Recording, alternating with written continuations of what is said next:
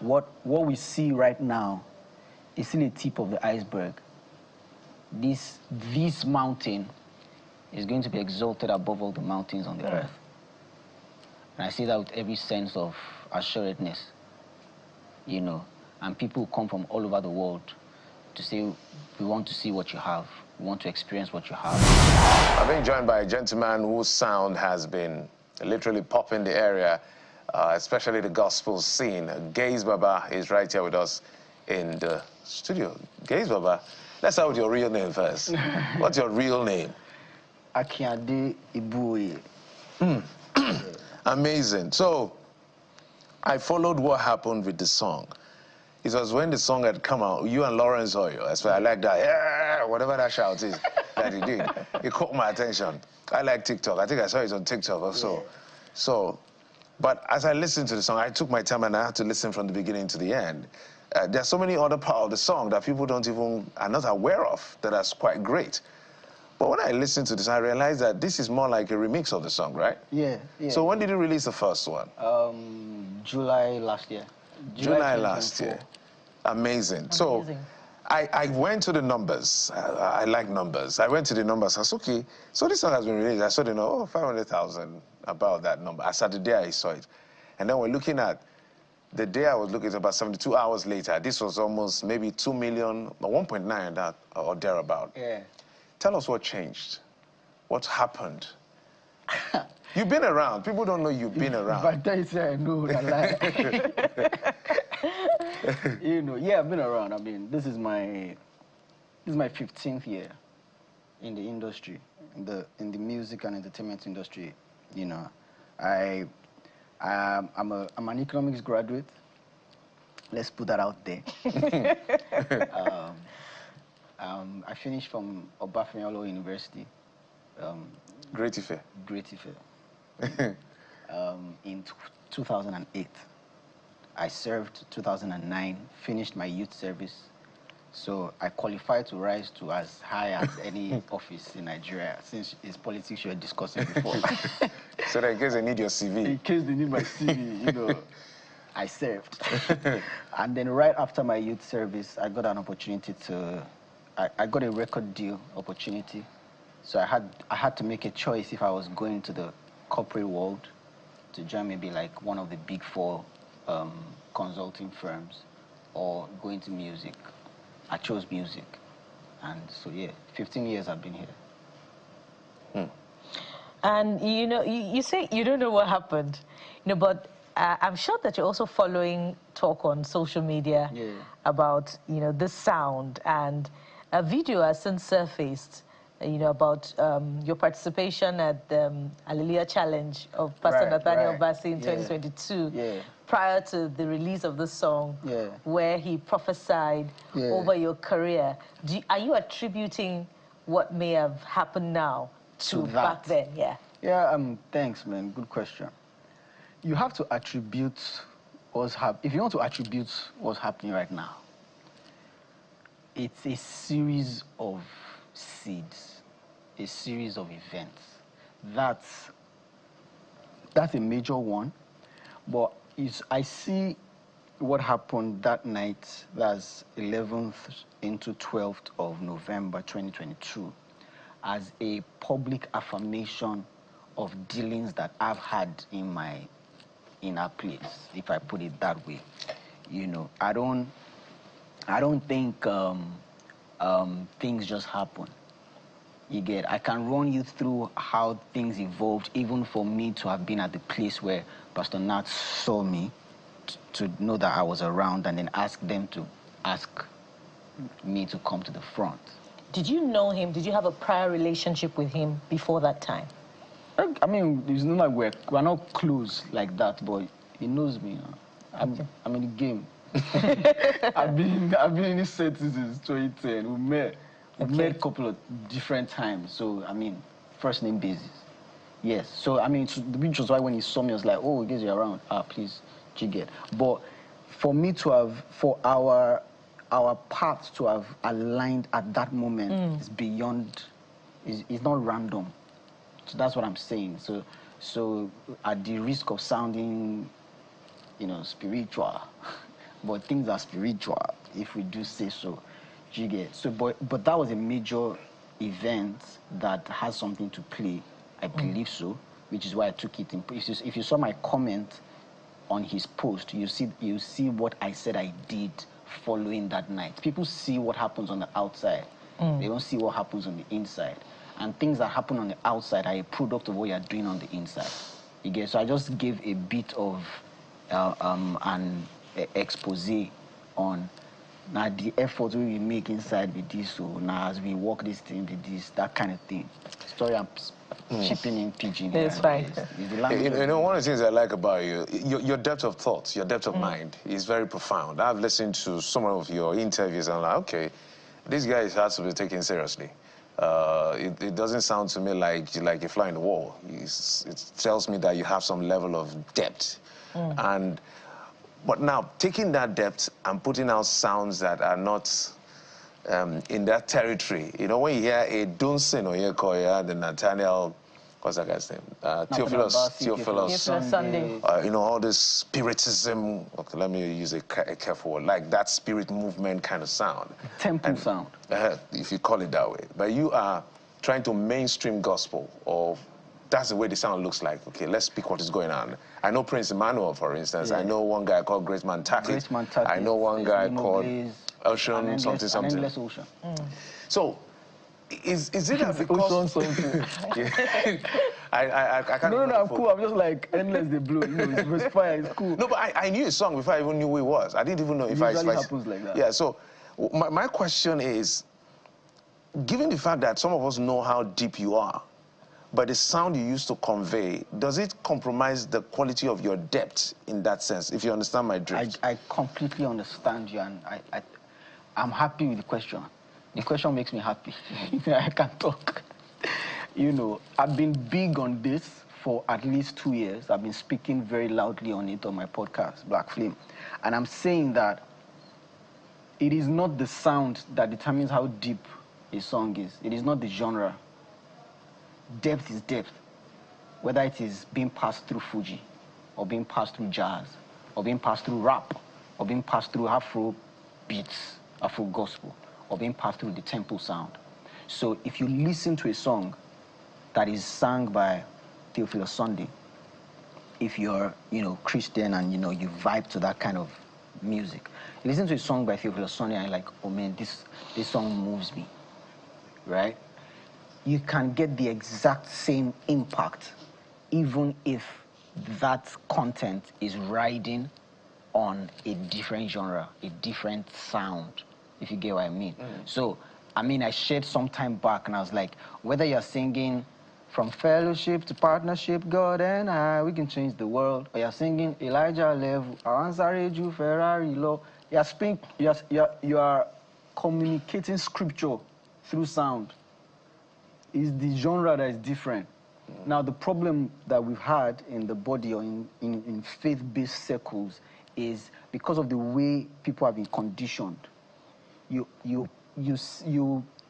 tend to elevate temple sounds as more spiritual.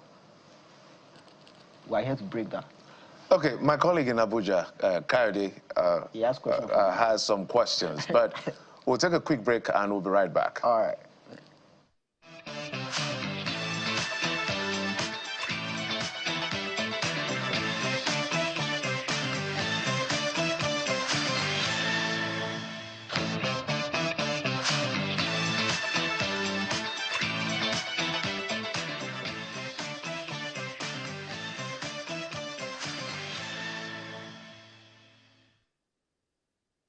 Yeah, welcome back to the program. We still have with us Gaise Baba. He's live in our Lagos studio.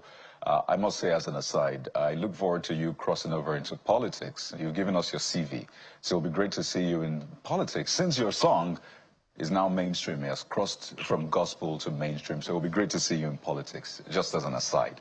But let's get back to your music. And at this moment, I want to just go down a memory lane and maybe sing some of your songs. Little drops make an ocean. Every little step that we take, moves that we make. I mean, you did that. You did follow. I mean, your songs from way back then, they were deep. They were very you know, conscious songs. And I must say that it's great to see your trajectory. You stayed at it, you did your own thing. Now the world is sort of catching up. My question to you is gospel music now the new mainstream music? Thank you, Kardi. And nice one. I can see you're enjoying Abuja. Is gospel music now the mainstream? It's a tricky question. Very tricky, because the mainstream is still like popping, but everyone can see, and even the industry is paying attention to the fact that some of the biggest songs we've had this year are gospel. We've had Favor, we've had Will Be Many, now we have No Turning Back too, you know. And even the industry knows that for the last maybe like 1 to 2 years, Afrobeat hasn't had a breakout artist. So the industry is scrambling for newness. And I tweeted, I think earlier this year or late last year, I posted a tweet and I said in Yoruba, Afrobeat ti ṣe Afro Gospel will come by. Which means Afrobeat has had its run. It's time for Afro Gospel. And I still said it because I had a nomination on the Headies Awards and I was asked about it. I said it again. I said it might sound distant to you, but people should just pay attention and listen and see how things are evolving, how things are playing out. You know, it'll be like a dream. The world don't know what's coming. So what we see right now is still the tip of the iceberg. This mountain is going to be exalted above all the mountains on the earth. And I say that with every sense of assuredness, you know. And people come from all over the world to say, we want to see what you have. We want to experience what you have. Because you will not be able to gainsay the results. You'll not be able to argue. It will be clear. It will be clear that this is white. And what we've been shouting about since is cream. I'll leave it like that. Amazing. Amazing. Amazing. Gaise Baba, I mean, you see content in that song with Lawrence. Sorry, I'm talking content creators that were known to do certain kind of content, right? Now they're using that song, and it's just amazing to see the numbers it is doing. And that's why I asked that question. I mean, I wanted to be in Lagos for this conversation, but, you know, life happens. But I don't want to rob our viewers of a little bit of I Have Decided this morning. Because, hey, it's like the biggest song in Nigeria, by extension in Africa today. And we have you on the show. So I want to make the most of it. Jeffrey and Bukola will be the backup singers. I'll be the vixen here in Abuja. But let's do a part of it on the show this morning. I'll be no looker. Come on now. Even the dance. Actually, I'm looking forward to that dance. When we get, no, Kayode has a bigger baritone. when we get to that, that's the part I want to do. So just remind me. You can as well just start from there. Okay, yeah. I will never turn back. No. It's already too late. No. It won't make sense. No. Where am I going to? No. It's already too late. No. I've already come too far. No. And there were 2 lines that were in the voice note. This is exclusive gist. There were 2 lines that were in the voice note that Lawrence Oyor sent to me that didn't make it to the record. Oh, really? Yeah, and it was, what will I tell Jesus? I cannot waste that blood. It's like, but Lawrence is a vibe. Yeah. He's very spiritual, very anointed, but he's a vibe. Who was I speaking with? I was speaking with the producer. I wanted to even come to the question of how you and Lawrence, because Lawrence has a very, permit me to use the word, irregular, it sounds like just jago. How we bring jugular. And the chant, you know. And the chant. That he did in the spirit in that song also added another level to it. I mean, everything was, and it was live. It was live on stage. Whoa. Yeah, it was live. He had written his lines. So the lines that he had written were the, we will burn the world, we will We will shift the culture. We'll spend the billions. We'll spend for Jesus till we shift the culture, right? So he had written those lines that morning, by the way. It wasn't way back. It was that morning on his way to service that he wrote those lines. And then when we got on stage, he then was just ad-libbing. All those, I will never turn back. He's already right on stage. The chant is like right there. You get not premeditated. Not premeditated. I mean, he's used to chanting. Yeah. You get. So if you see someone who's freestyles, if you see a rapper who freestyles, the rapper is freestyling from a bank. It's not that those words are new. There is a bank of several words that is in the person's heart. Okay. So the person is just pulling out rhymes and just making it work. So that's how it is for him with chants. You know, yes, it's spiritual, but then there's a skill to it as well, because you can see the melody and the words play and the bounce on the beats. It's still fresh, which is what, I mean, it messes with people's minds. Like, how do you chant rap? How do you like, who be this guy? Was he speaking in tongues? Yeah, he was. So kind of asked an important question earlier on, and you answered in the affirmative that Afro Soul is taking over, Afro Gospel is taking over Afrobeat.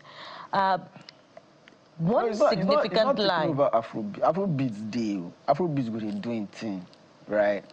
But I said Afrobeat has run its course. It's not time for new song. Time for Afro Gospel. That's what I said.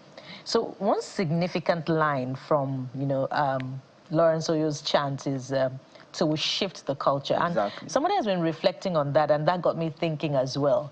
This is what is happening with our youth, embracing a pop culture. But are they reflecting on the words in that song? No turning back. It's like a calling to covenant. So beyond this new culture, are the youths aware, of the implications, such that it's not just an embrace of this hip, holy lifestyle, but the implications of it? I wonder if you're thinking about that as well. If you can answer in 30 seconds. I'll try. Yes, I say yes. These are not random, playful people. These are young people on fire for God who at the same time love to have a great time. Last year, we had a retreat for creatives. It's called Foxes on Fire. 3 days on a fast, praying, receiving word, receiving instruction. What's coming? And that's what I'm saying. You see what is coming. You've seen Gaise Baba. Gaise Baba is a foretaste.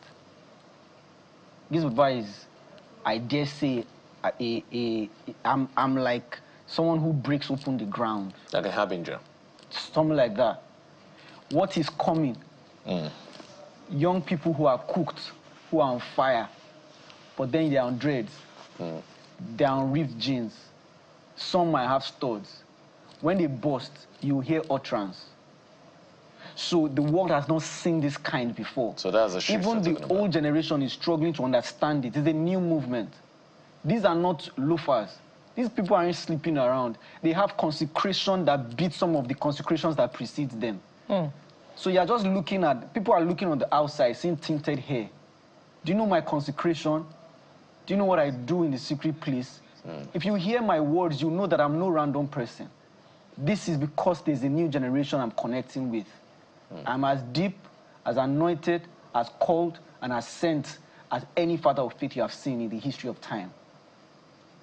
I like the passion. And stay the course. I think that's the only advice I'll give to you and to the successor generation who are championing or at the vanguard of this. Stay the course. Gaise Baba, it's always a delight to have you. I've always said that. I've listened to you, and I think I can say you're not a random person. your depth is beyond the shallow waters.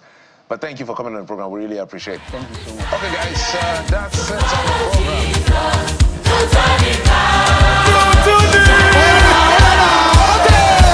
Beautiful week.